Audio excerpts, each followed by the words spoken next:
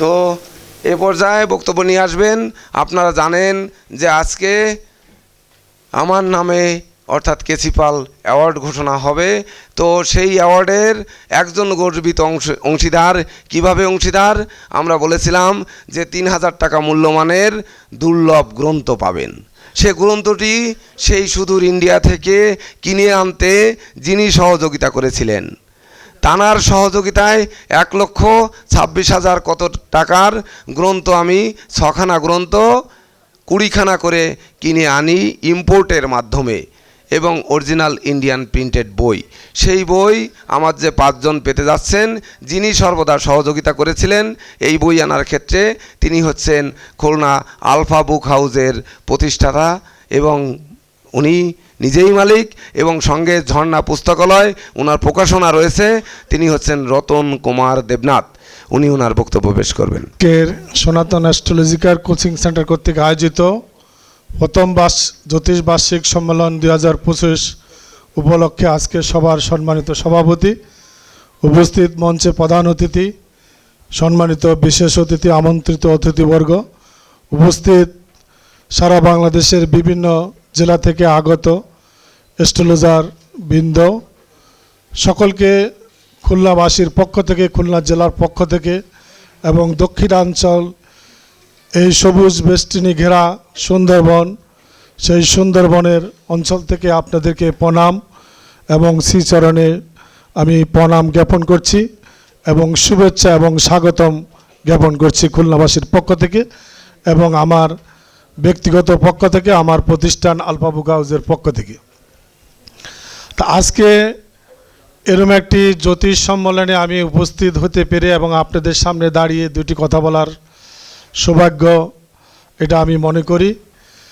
Doctor কেসি পাল আমার দীর্ঘদিনের পরিচিত একজন শুভাকাঙ্ক্ষী ব্যক্তি, যার সকল আনন্দে, সকল ভালো কাজে আমি তার পাশে থাকি সবসময় এবং তার সকল ভালো কাজের অংশীদার আমি মনে করি একজন। আমি সংক্ষেপে একটি কথা এক্সাম্পল দিতে চাই। তার অনেক স্মৃতি বা অনেক ঘটনা তার রয়েছে, তার অনেক ভালো কাজের আমি সাক্ষী। তার মধ্যে আমি একটি কথাই বলতে চাই, এই যে আপনারা জানেন বিশুদ্ধ সনাতন পঞ্জিকা, এই পঞ্জিকাটা বাংলাদেশের প্রতিষ্ঠিত সুনামধন্য নিউজ পাবলিকেশন থেকে নবযুগ নামে একটি পঞ্জিকা বের হয়। বাংলাদেশে আরেকটি লোকনাথ বুক এজেন্সি থেকে আরেকটি লোকনাথ পঞ্জিকা বের হয়। তো তার মাঝে একদিন আমার দোকানে গল্প আড্ডা চলে, একদিন আমাকে বলল যে এই পঞ্জিকাটা আমি কিন্তু ইচ্ছা করলে আরও 2 মাস আগেও বের করতে পারি। মানে উনি পঞ্জিকার খোঁজে আমার দোকানে গিয়েছিলেন যে নতুন বছরের পঞ্জিকা বের হয়েছে কিনা। তা আমি বললাম যে দাদা এখনও বের হয় নাই, আরও হয়তো 1 মাস বা 15 দিন এরকম সময় লাগবে। তো আমি বললো যে ওনারা এত দেরি করে, এই পঞ্জিকা ইচ্ছা করলে আমি আরও 2 মাস আগে বের করে বাজারে পাঠকদের হাতে দিতে পারি। তা আমি বললাম কীভাবে সম্ভব? হ্যাঁ, আমার তো আসলে মানে উনি এই ব্যাপারে অভিজ্ঞ বিশেষজ্ঞ। তা উনি বললো যে এটা সম্ভব, এবং ওনারাও আমার থেকে বার্ষিক জ্যোতিষ ফলাফলটা ওনারা আমার থেকে কালেকশান করে। আমি তো অনেক আগে ওনাদেরকে প্রেরণ করেছি। তা আমি বললাম যে তাহলে তো বের করলে তো ভালো হয়। হ্যাঁ, তা আমি বললাম যে দাদা এটা কিন্তু লস প্রজেক্ট, এই প্রকাশনা 2 মাসের, এই পঞ্জিকা একটা লস প্রজেক্ট, রিস্ক প্রজেক্ট, এখানে অর্থ মানে আপনি ব্যাক পাবেন না। তা বলে যে ওটা কোনো ব্যাপার না, আমি যদি আপনি আমাকে সাহস দেন, পরামর্শ দেন, তাইলে আমি এবং আমার পাশে থাকেন, আমি এটা আপনাকে 2 মাস আগে বের করে দিতে পারবো। এবং আমি দেখলাম উনি আগামী বছর ঠিক সেভাবে প্রস্তুতি নিয়ে। তা আমি বললাম যে এটা তো লস প্রজেক্ট। তা উনি বলে যে এই আমি যখন এটা চিন্তা করেছি আর আপনি যদি আমাকে সাহস দেন, আমি এটা বের করবই, এবং আমি এটা লাভের প্রজেক্ট হিসাবে আমি ভাবি না। আমি মনে করি ডক্টর কেসি পালের যদি পঞ্জিকা যদি মানুষ উপকৃত হয়, মানুষ যদি পায়, মানুষ আমার জন্য আশীর্বাদ করবে, আমাকে চিনবে, আমার কর্মকাণ্ড সম্পর্কে জানবে, তাতে আমার হবে। যদি এখানে আমার 2 লাখ 5 লাখ যদি আমার লস হয়, তা আমার কোনো আশ্বাস নাই। মানুষের আশীর্বাদ কৃপা পাইলে আমার চলবে। এবং উনি প্রথম বছর বের করে প্রথমে বই আমার কাছে মোড়ক উন্মোচন করেন আমার দোকানে একটি ছোট্ট পরিসরে, এবং সেখানে মিষ্টিমুখের মধ্য দিয়ে আরও কয়েকজন শুভাকাঙ্ক্ষী ছিলেন। তারপর আমাকে বললেন, আপনি খুলনা শহরে যতগুলো মন্দির আছে, যতগুলো শুভাকাঙ্ক্ষী আপনার এবং শিক্ষক গুণীজন, তাদের মাঝে আপনি এটা শুভেচ্ছা ভাবে আপনি এটা বিতরণ করবেন। হ্যাঁ, আমার কোনো অর্ঘ লাগবে না, মানুষের আশীর্বাদ থাকলে হবে, আপনি এটি পৌঁছে দেবেন, এই দায়িত্বটুকু আপনার। আর আপনি যেহেতু এই প্রকাশনা জগতে আছেন বা এই লাইব্রেরি জগতে আছেন, সারা বাংলাদেশ থেকে আমাকে কিছু লাইব্রেরি অ্যাড্রেস দেবেন, আমি সেসব জায়গায় বইটি পৌঁছে দেবো কুরিয়ারের মাধ্যমে। তা আমি দেখেছি উনি ঠিক যেটা ভাবে, যেটা চিন্তা করে, উনি তাই করে।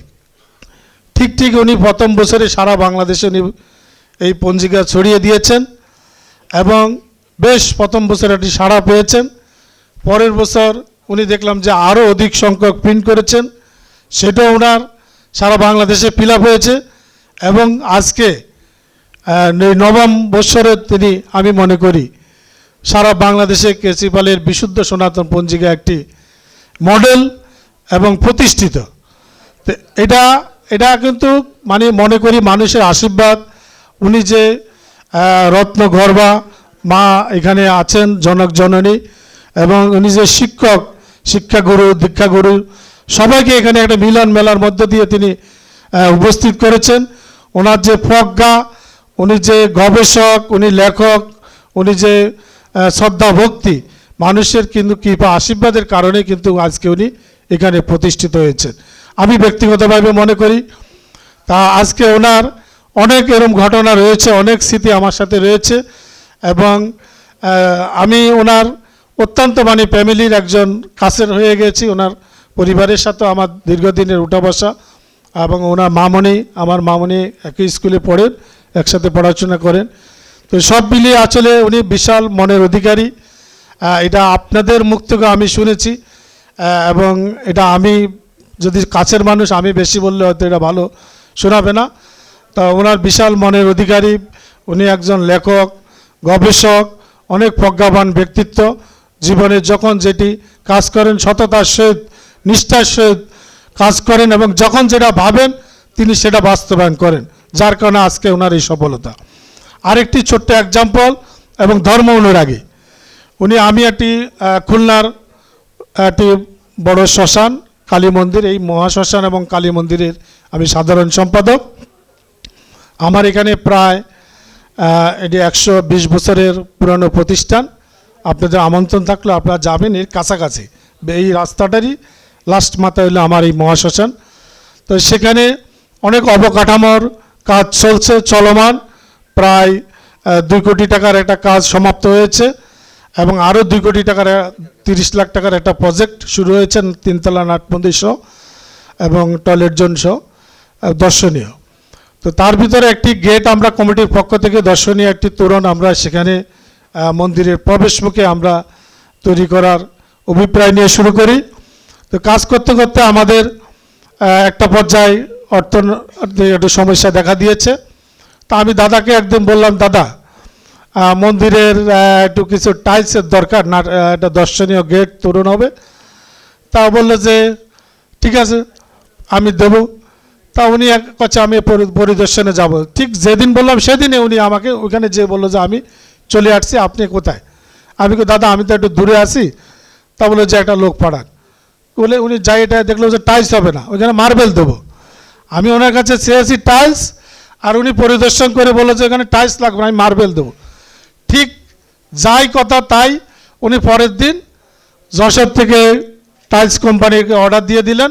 তারপরের দিন টাইলস সরবরাহ করলেন, এবং আমরা পরে কাজটি সমাপ্ত করি। এবং খুলনা শহরে, এবং আমি মনে করি বাংলাদেশের ভিতরে একটি দর্শনীয় তোরণ গেট, যেটি আমাদের খুলনার এই দক্ষিণাঞ্চলের বা এই অঞ্চল আমাদের অনেক হিন্দু জনগোষ্ঠীর বসবাস, এবং সবাই এই দর্শনীয় গেটটাকে নিয়ে গর্ব করে আপনাদেরকে দেখার আমন্ত্রণ জানিয়ে এবং সবার জন্য শুভকামনা জানিয়ে খুলনাবাসীর পক্ষ থেকে আবারও আপনাদেরকে অভিনন্দন, স্বাগতম এবং সকলের চরণে আমি প্রণাম জানিয়ে আশীর্বাদ প্রার্থনা করে আমার সংক্ষিপ্ত বক্তব্য শেষ করছি। সকলকে নমস্কার। অসংখ্য ধন্যবাদ যে রতন কুমার দেবনাথ, উনি ওনার মূল্যবান বক্তব্য দেওয়ার জন্য। একটি কথা উনি বললেন যে আমি মন্দিরের গেটে মার্বেল দিয়েছি। ওরে আমি দেওয়ার কে বলেন? যিনি দেওয়ার তানার হুকুম হয়েছে তবেই না দিয়েছি, টাকাটা তো ওখান থেকে এসেছে।